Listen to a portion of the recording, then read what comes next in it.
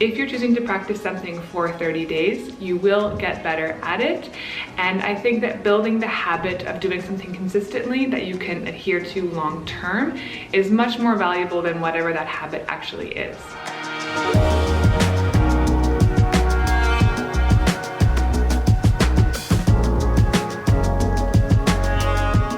Hello lovely people, welcome back to the channel.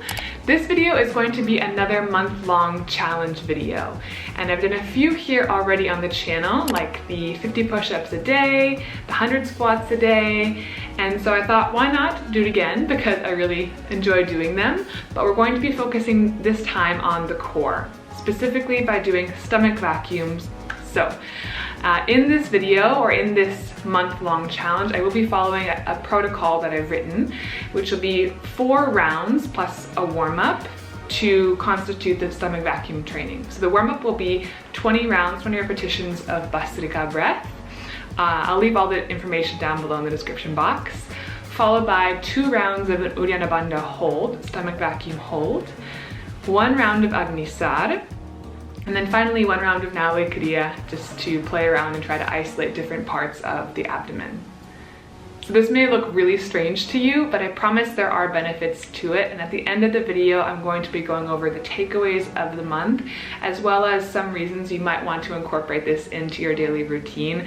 You don't have to do it for a month like I'm doing in this video, but it may be worth just giving a shot to see how it benefits your body. I also recorded a physique starting point, which was kind of weird because it's not something I really focus here on my channel, but I thought it would be nice to have a visual representation of where my core is starting to see. I do know that I will get stronger from this month, but to see if that strength translates to a slightly different looking core, or you know, how my abs change at the end of the month. So yeah, I'm excited to start things off and see where it goes in 1 month. One last side note here, for my ladies watching, if you choose to do this as 1 month challenge, just make sure that it's not overlapping with your cycle, because it's not recommended to practice stomach vacuums or any variation of Nauli Kriya when you are menstruating. So one caveat, or if you're pregnant, please do not participate in this challenge. Okay, let's get to day 1.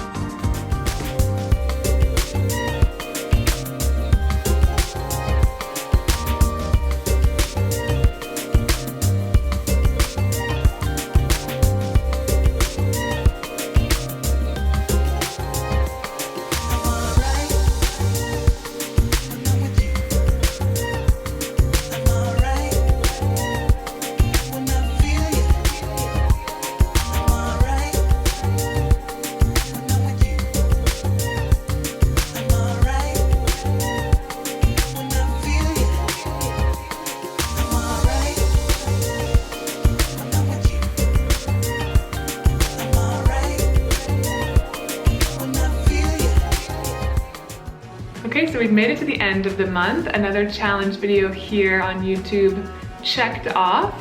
And I'd like to share some of my takeaways from this past month with you all, as well as some of the science behind doing this practice, specifically the stomach vacuuming practice, so that if you decide to embark on this adventure on your own, you can know what to expect and how it may benefit your life.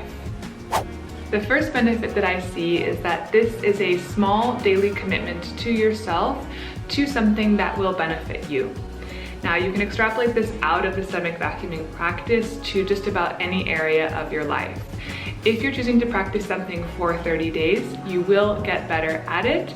And I think that building the habit of doing something consistently that you can adhere to long term is much more valuable than whatever that habit actually is. So you can take this as something positive, i.e. working out, practicing stomach holds, eating healthy and making breakfast every day for yourself, or you can of course take it into the less healthy realm, i.e. going out for drinks or staying up watching Netflix until 2 in the morning.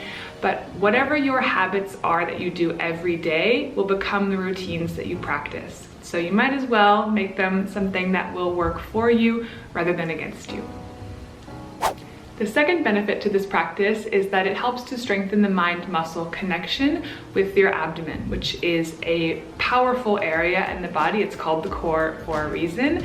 And having a strong mind-muscle connection can assist you in many other movements. So whether you're doing the stomach hollowing or Nauli Kriya, or even just the breathing, which is part of the protocol that I mentioned as part of this practice, all of those will contribute to you being more aware of what's happening within your core when you move, which has great transfer to sports, to having strong posture, to mitigating lower back pain. So the benefits are many, and I will once again list the protocol in the description box below so that you can take, maybe choosing a la carte, one of the practices and still get the benefits from it. And that last point leads nicely into the third takeaway for me from this last month. And I want to highlight here something called the S.A.I.D Principle, which is an acronym for the specific adaptations to imposed demands. Just kind of a fancy way of saying that your body is a very adaptive machine that gets better at dealing with the stresses placed on it over time. So looking at this specific case of stomach vacuums for a month, when I started, you can see that the vacuums were a little bit shallower. My Nauli Kriya wave-like motion was not as precise. And then towards the end of the month, I felt like I could put my mind in my abdomen and control very precisely which muscles I wanted to isolate, which is not necessarily a useful skill, but great because this principle can apply to any other part of your fitness or health journey. So whatever your training looks like or whatever you want to get better at, just know that this principle will apply. So if you want to run a marathon and you practice running every day, your body will make the adaptations necessary for you to be able to complete that marathon or to get better at running. Next, going into some of the science behind performing stomach vacuum holds or abdominal bracing. I read through quite a few peer-reviewed research papers, and there's not entirely conclusive evidence on performing this specific kind of practice, a month long of stomach vacuums, because most of them were geared towards rehabilitation or towards specific sports to see if there was any benefit to performing abdominal bracing or breathing that incorporated abdominal control or manipulation. So the ones that I did find, however, showed that there was a greater amount of stimulation of the deep tissue abdominal muscles, the transverse abdominals, when a pelvic tilt was involved. So whether you're performing something like abdominal bracing, i.e. standing and just contracting the muscles of your core as tight as you can, or if you're performing a stomach hold, if you can tilt your pelvis posteriorly, meaning kind of scooping the tailbone under, you're more likely to have greater stimulation of the transverse abdominals. But in practice, this means performing it either in a sitting position, kind of bringing your hands into a tripod shape onto your knees, pulling your tailbone under to really hollow out that belly shape more. Or you can also do this in a down dog position, just as long as you're scooping the bum under and adding that pelvic tilt element in. And the last takeaway from this month is that this practice was simply enjoyable. I really liked starting my day with a simple 5-minute practice without any distractions, just to hone in on my breath and then work towards something that I knew would help me in other pursuits. As I mentioned, my hand balancing practice. So it was a really nice thing, and it's a large part of the yogic realm. Pranayama, the breathing practices, is one of the main limbs of yoga. So it also helped in that because I am a yoga teacher, and it was something that I could share with my students in my classes. So I think I'll be continuing this one. This is one of the challenges that I have done on my channel that I think will stick with me.